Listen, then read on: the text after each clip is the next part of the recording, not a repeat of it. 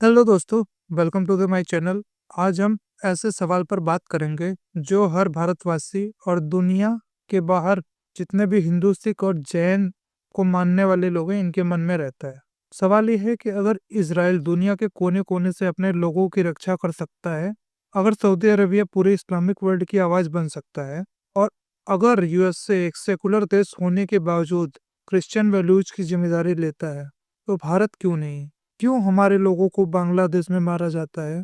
क्यों कंबोडिया में विष्णु जी की मूर्ति तोड़ दी जाती है और कोई कुछ नहीं बोलता? क्यों अफगानिस्तान से हमारे प्राचीन इतिहास को मिटा दिया जाता है और हम सिर्फ कड़ी निंदा करते रह जाते हैं?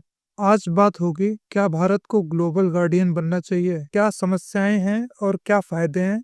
चलिए इसी पर बात करते हैं, वीडियो को स्टार्ट करते हैं। दोस्तों, सबसे पहले इन तीन मॉडल्स को देखिए। इजराइल ये एक छोटा सा देश है, पर इसका एक कानून है, लॉ ऑफ रिटर्न। दुनिया में कहीं भी किसी भी ज्यूज पर आंच आती है, इजराइल उनके लिए खड़ा होता है। सऊदी अरेबिया ये कोई मिलिट्री सुपर पावर नहीं है, पर इस्लामिक वर्ल्ड का रिलीजियस लीडर है। इनके पास मक्का और मदीना है और ये पूरे ओआईसी को एक साथ ला सकते हैं। यूएसए ये सेकुलर स्टेट है, लेकिन इनकी पॉलिसी में इंटरनेशनल रिलीजियस फ्रीडम पर एक बड़ा मुद्दा होता है। तो अब सवाल ये है कि भारत जो सनातन धर्म की जमीन है, पीछे क्यों रहता है?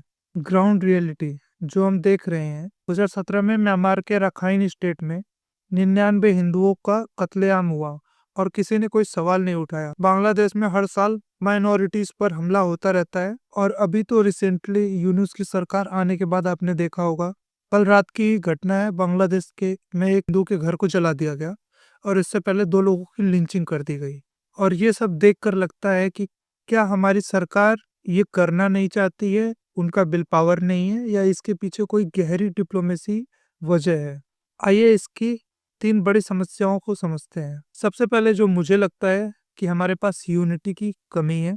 हम जात-पात, पार्टी पॉलिटिक्स, अपने इंटरनल एरिया पॉलिटिक्स में इतने उलझे हुए हैं, इतने ज़्यादा बटे हुए हैं कि कभी सरकार से ये बात ही नहीं करते कि हमारी फॉरेन पॉलिसी में और हमारे मुद्दों में इंडियन सिविलाइजेशन या हिंदू सिविलाइजेशन भी प्रायोरिटी होनी चाहिए। इसका कारण है कि इंटरनेशनल क्रिटिसिज्म का भारत को बहुत डर रहता है, क्योंकि इंडिया एक डेवलपिंग इकोनॉमी है। हम ऑयल के लिए मिडिल ईस्ट पर डिपेंड करते हैं, ट्रेड इकोनॉमी के लिए वेस्ट पर रहते हैं। अगर हम धार्मिक स्टैंड लेते हैं तो लोग हमें नॉन सेकुलर बोलकर सैंक्शंस लगाने की धमकी देते हैं। ये एक रीजन हो सकता है कि हम इन चीजों को किसी पर इम्पोज नहीं करते हैं और गार्जियन बनने की कोशिश नहीं करते हैं, इवन अपने ही सिविलाइजेशन जो हमारे यहाँ से शुरू हुई। दूसरा है लैक ऑफ आइडेंटिटी, यानी कि भारत में हमेशा खुद को एक नेशन स्टेट माना है, जबकि हम एक सिविलाइजेशन स्टेट है। तो कहने के लिए तो हम सेकुलर हैं, बट एक्चुअल देखा जाए तो हम एक सिविलाइजेशनल स्टेट है, और इसमें बहुत सारी हजारों साल की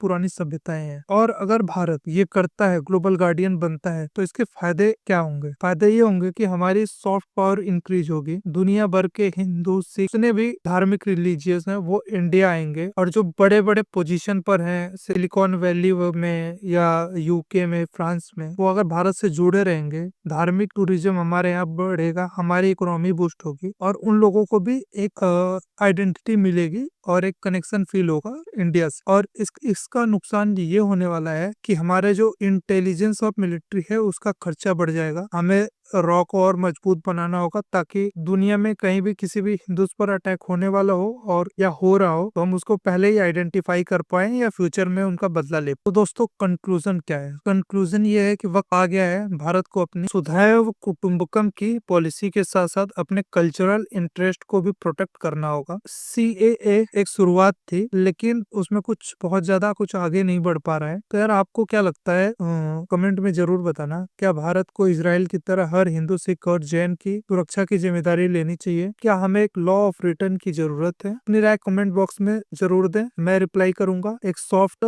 डिस्कशन करते हैं इस पे, और वीडियो अच्छी लगे तो शेयर करो, अगर चैनल को सब्सक्राइब करो। इस टाइप के जियो पॉलिटिक्स और इंडिया से रिलेटेड व्यूज के लिए मिलते हैं किसी नेक्स्ट वीडियो में। तब तक के लिए बाय। जय